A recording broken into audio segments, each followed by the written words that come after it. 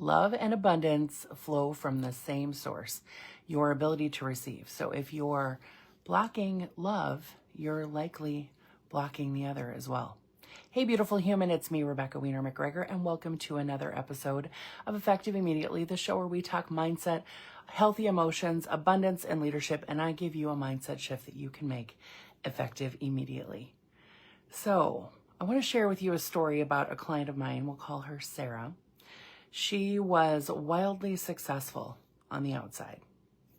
She had built a thriving coaching business. She was well respected among her peers, and she had a beautiful life that to others really looked abundant. But behind the scenes, she was exhausted and overgiving and really struggling to receive. So she poured into her clients, she poured into her friends, her family, but when it came to receiving love, support, and money for her work, she hit a wall. Every time a big opportunity came up, she hesitated. Every time she tried to raise her prices, she felt like this guilt creeping in. And when it came to love, she found herself attracting relationships where she gave everything, but received very little in return. And one day she said to me, I don't understand. I give so much. Why does it feel like love and abundance never fully land for me? What Sarah didn't realize was that her struggle with money and love weren't separate. They were connected at the root. Her mind and her nervous system had been conditioned to believe that receiving was unsafe. She had learned somewhere along the line that her worth was about what she did for others, not in simply being who she is. Maybe you felt this too. Maybe you're the one who always gives and gives and gives, holds space, always makes things happen for other people, but when it's time for you to receive, something inside resists. And if this sounds familiar, this is why we're going to talk about why this happens and how to shift it and allow that love and abundance to fill your life the way you want. So it can flow to you easily and you can give to others from your overflow. We've talked about the overflow before. All right, so feeling unworthy of love often mirrors struggles with money, opportunities, and success. When we don't feel worthy of love, we subconsciously reject anything that affirms our value, including financial abundance, career success, and opportunities. Just take that in for a moment. The same part of you that says, I'm not lovable, also whispers, I'm not worthy of wealth, or who am I to have this level of success? These are very, very common feelings that come up among my clients. And we may even sabotage our financial growth, push away opportunities,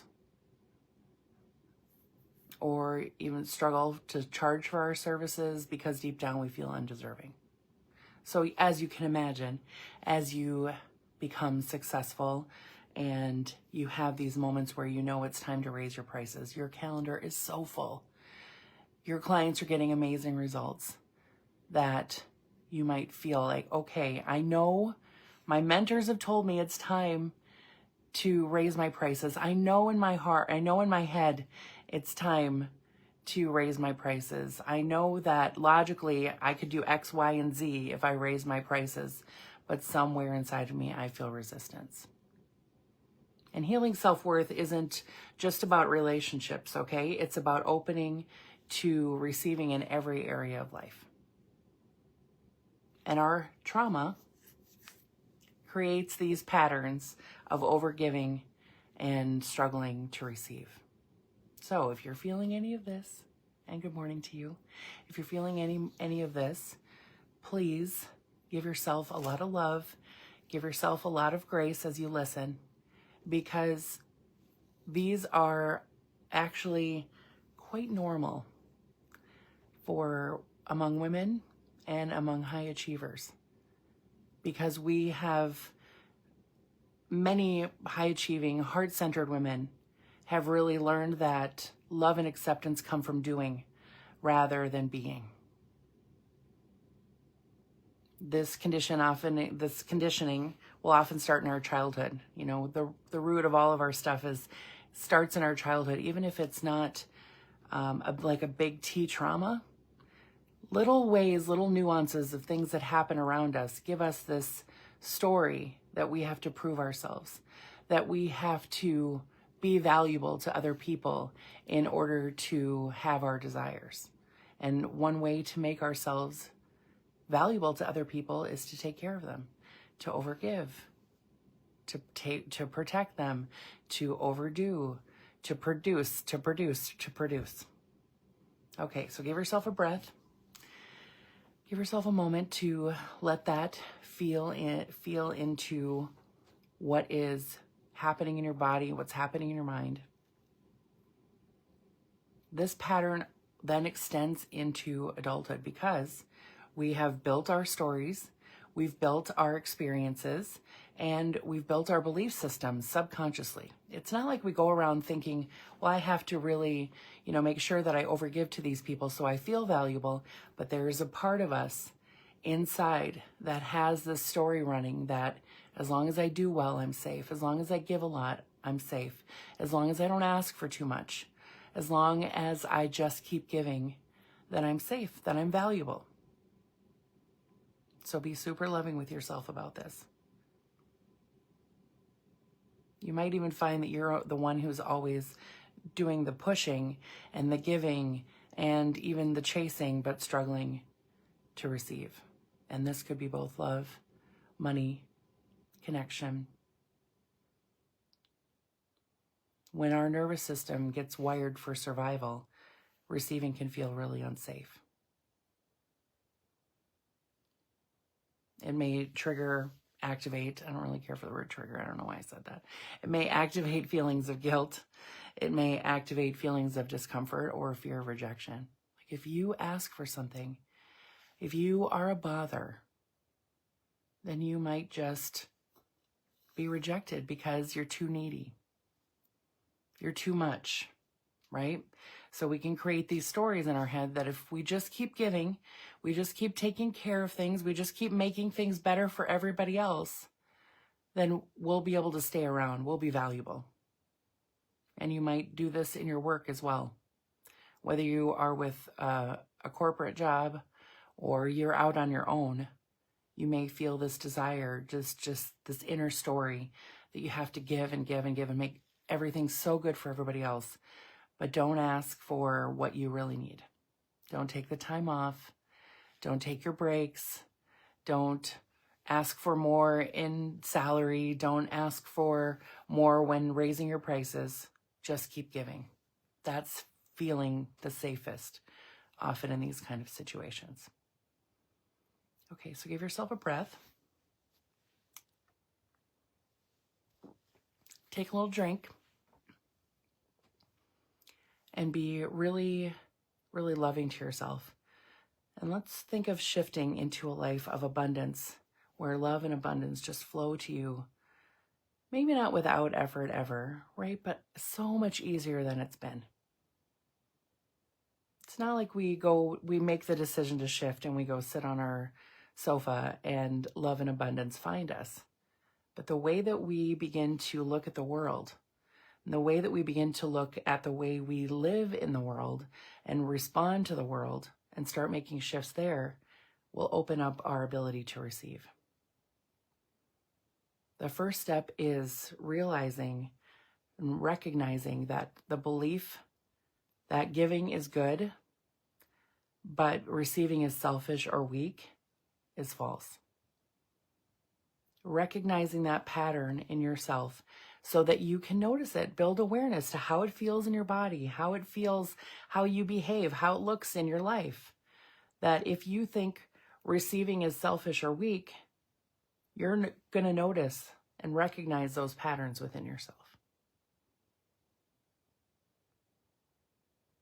And you can shift this by affirming receiving is an act of trust and alignment. Receiving is an act of trust and alignment.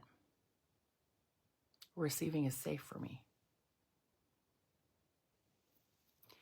Your desires, love, wealth, and impact exist for a reason. That is your higher self calling you forward. That is helping you become the next version of yourself. So you are meant to receive them and not just give endlessly. And I talk about this a lot because sometimes we can get really questioning our desires, right? Even if we've had lots of success, we have lots of desires, we can always fill up a vision board, we can always fill up a page of things that we want.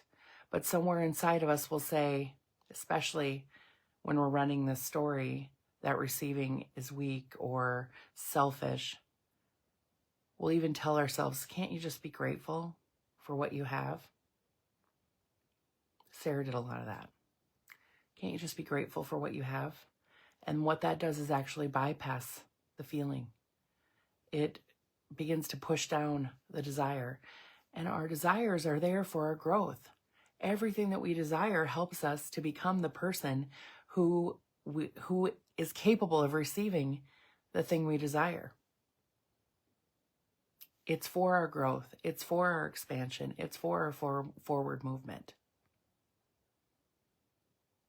So when you're noticing that you're getting tired or that you're feeling really spent, maybe even on the edge of burnout, your anxiety has kicked in or the old stories have kicked in that, why do I want this stuff anyway?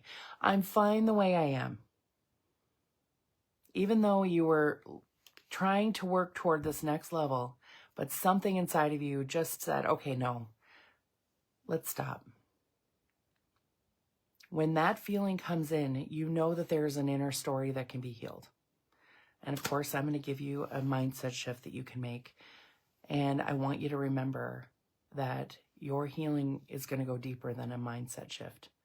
Your healing is going to go into a subconscious shift, to go back to those old patterns from when you were a kid that taught you that you have to give and you have to work to be worthy and valuable. And we can change all of that together.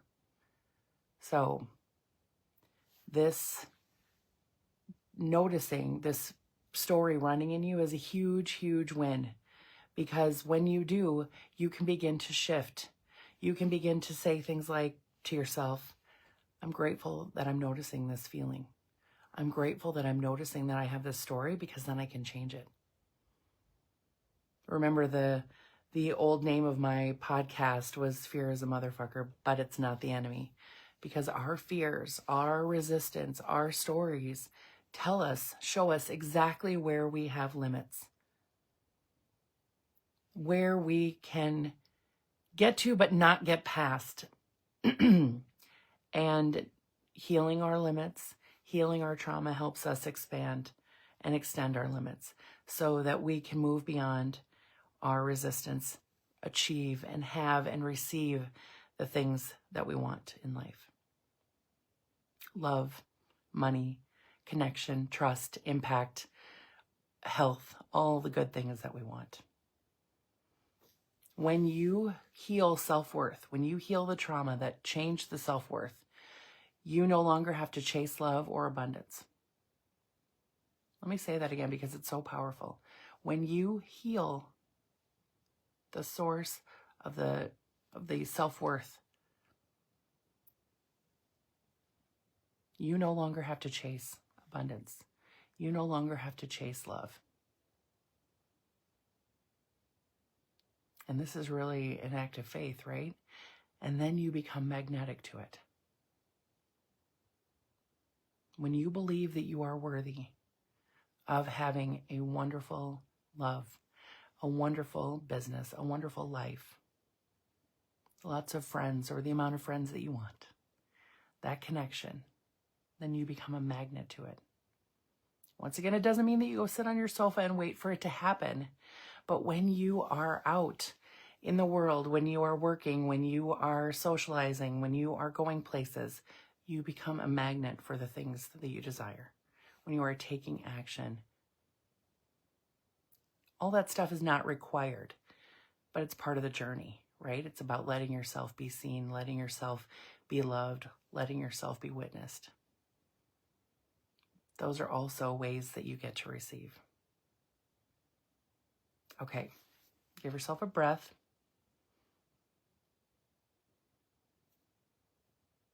And I want you just to think about how that would feel, to feel like you really had a strong self-worth.